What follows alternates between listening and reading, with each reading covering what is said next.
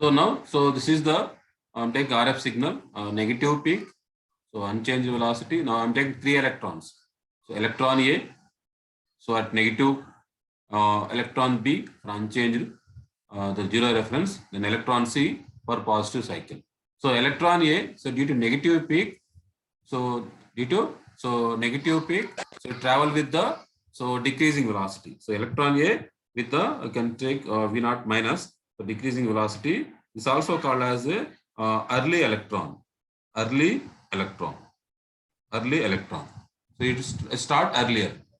So one is the decreasing velocity. So now, so electron B with the we travel with V naught only. You can take V naught minus V naught only. V naught means so unchanged velocity. Unchanged velocity. Travel with some velocity. This is a reference velocity you can take. And electron C. So electron C I'm taking at the positive peak. So in positive peak what happened? So this travel with the increasing velocity. So now, so this is the increasing velocity V naught plus. Increasing velocity is called as a late electron. Late electron. Okay, so one will start earlier. So you travel with the decreasing velocity. So one is the unchanged velocity, another one is the late electron. We travel with the some increasing velocity. Now see the distance here. So 0 to TD where the bunching is takes place. So 3 different electrons will travel with the 3 different velocities. So this all are meet at one point. That is called as the electron bunching. All these 3 electrons. One is the early electron, so unchanged electron, and late electron. All these 3 meet at one point. That is called as the electron bunch. So suppose, from buncher cavity, suppose this is from buncher cavity. So from buncher cavity, you can take this is the buncher cavity. So from this buncher cavity, some distance somewhere. So one is the start earlier. So slowly it will moving. One is unchanged velocity. Another one is the fast. So slow electron. So one is the faster. So one is the no change. This all 3 meet at one point. So this is called as the electron bunch. So will form in the drift space. It means the spacing between buncher cavity and catcher cavity, that is called as drift space. So in drift space, electron bunches are formed. Okay. So due to velocity modulation, I think I already know what is velocity modulation. Let me explain. Velocity modulation means the velocity of electron beam is varied according to the amplitude of the message signal. That means due to velocity modulation, the electrons are travel with 3 different velocities after the buncher cavity. So these 3 electrons with different velocities are meet at one point. That is called as the electron bunch. If the bunch of electron means there is a variation in the current also. So bunch of electrons means the current will increases. Okay, so that means the current also vary due to this. So that means the current is also called as the current modulation. Okay, so velocity modulation. So due to the velocity of electron beam is varied according to the amplitude of message signal, that is the velocity modulation. So due to velocity modulation, there is a variation in the current also. There is a variation. That means electron bunch means there is a current amplitude also increases. So that means there is a variation in the current, that is called as the current modulation. Due to this current modulation, there is an alternate current will flow. So in the catcher cavity, you can take the catcher cavity here. In the catcher cavity, the electron bunches are coming now. So there is a alternate AC current. The alternate current is flow in the catcher cavity. So this will collected by the catcher cavity. Okay. So there is a velocity modulation. So in the buncher cavity, buncher cavity will help us to form the electron bunches. How electron bunches are formed? So due to velocity modulation. So what is the velocity modulation? The velocity modulation is the so the velocity of electron beam is varied according to the amplitude of the message signal. That means after the buncher cavity, electrons are travel with the three different velocities. One is the increasing velocity, so decreasing velocity, and unchanged velocity. That also you can say early electron, and late electron. One is the with unchanged velocity. So all these three electrons are meet at one point. All these three are meet at one point. That is called as the electron bunch. Okay. So due to velocity modulation, so electrons travel with the different velocities in the drift space. It means the spacing between buncher cavity and catcher cavity. So in the drift space, so these are travel different velocities. All these three, one is the earlier, one is moving fast, one is moving slow.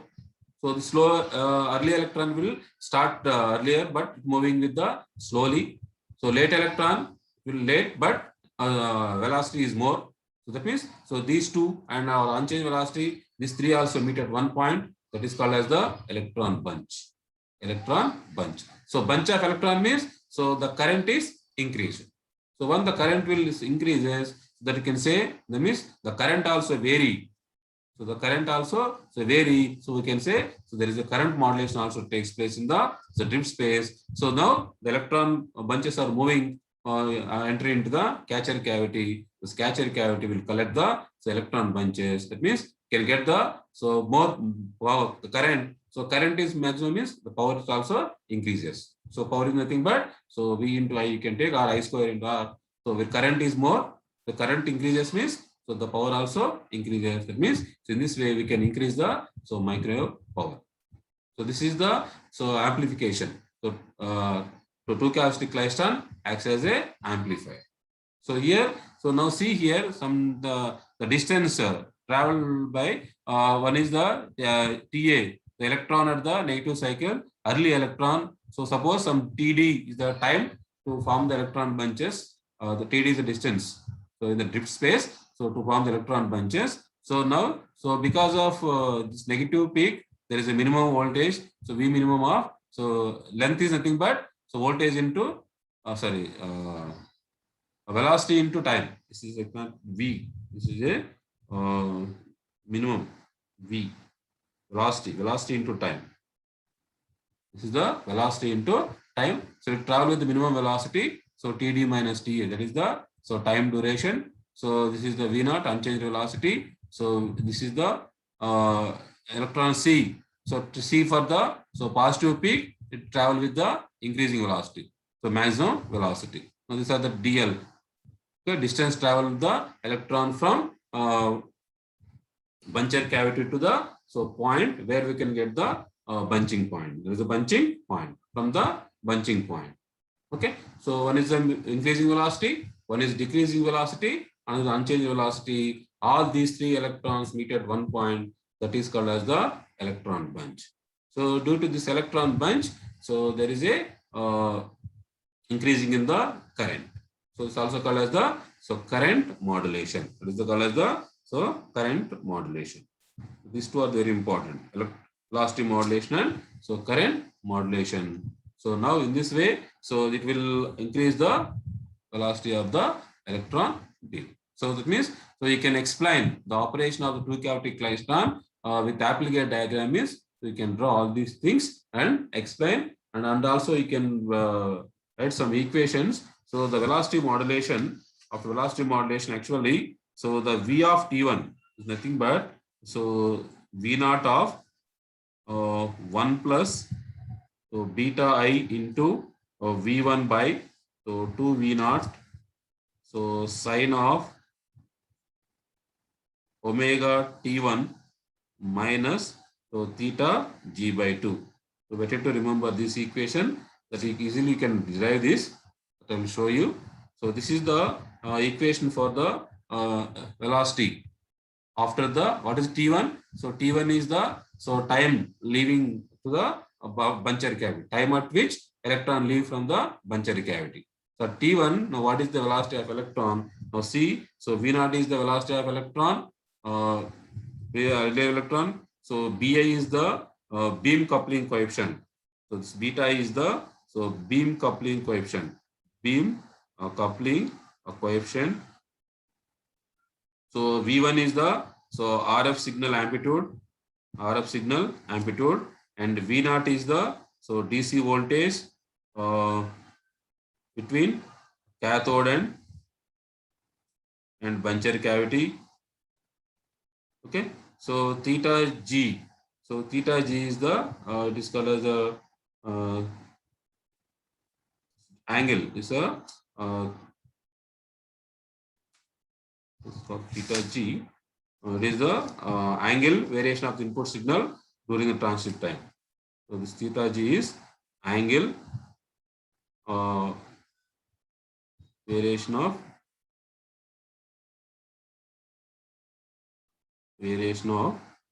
input signal during transit time. This I will show you the next class how you can derive these things in your practice. So now you can remember one more thing here. So what is the main characteristics of this two cavity klystron? So this efficiency of two cavity klystron is, so if you remember this point, it's very important. Efficiency, so that is a 58.2%. So theoretical efficiency, is 58.2%. So in practical, up to 40%. So this is the power gain.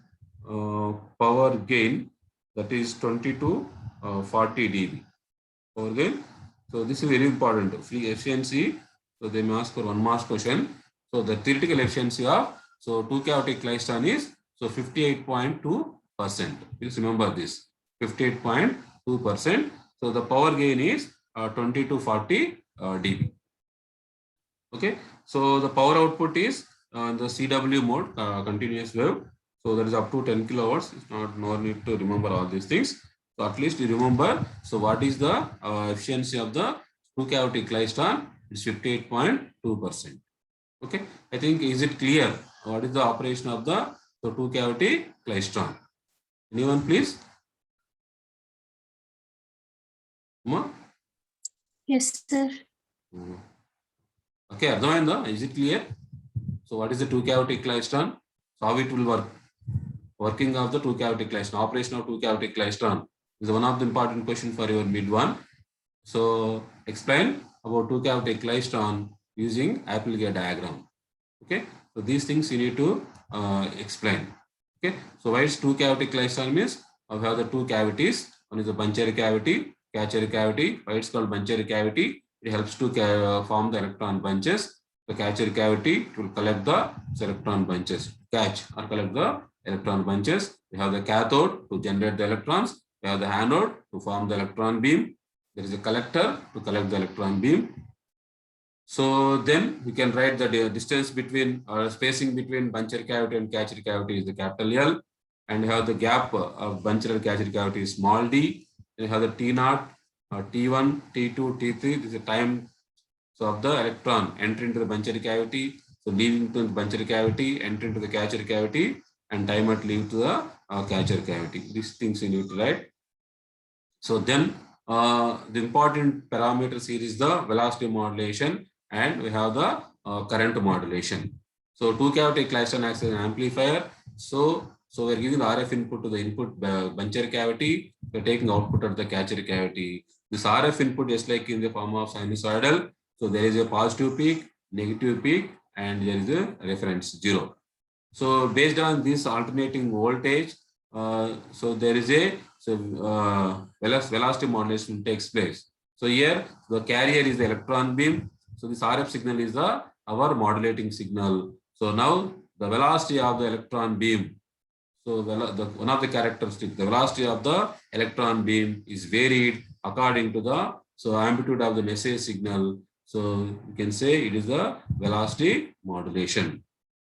So due to velocity modulation, so the electrons are travel with 3 different velocities after the buncher cavity in the drift space. Drift space means the spacing between buncher cavity and catcher cavity. That means in that the electrons are travel with 3 different velocities.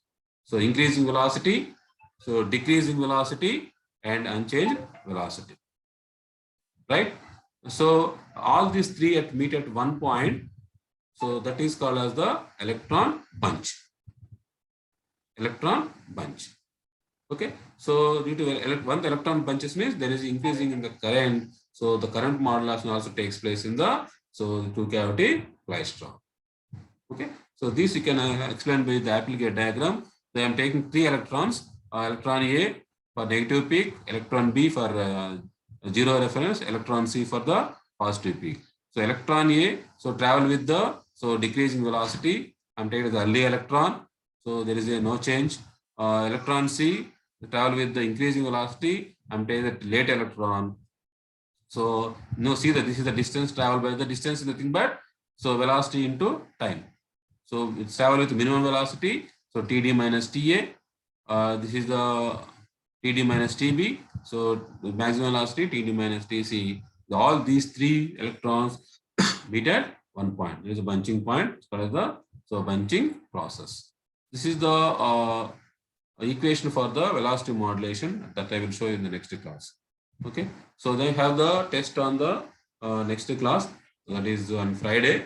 So please prepare. Already I told. So that the end of this notes for unit 2, I think I shared 2 notes, to part 1, part 2. So the end of that, some questions are there. Please prepare that. Okay. So have any doubt? CRs, please send me the attendance. So remaining, have any doubt, please?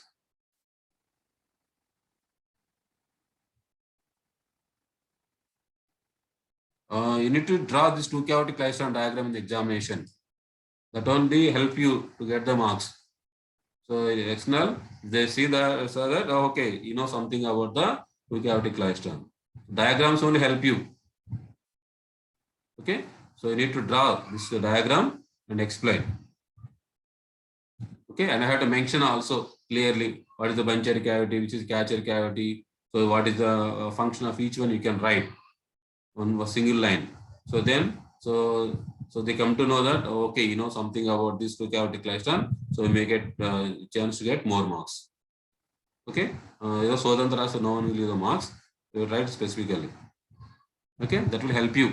Diagrams practice said. That's why PPT kakunda I'm using this one.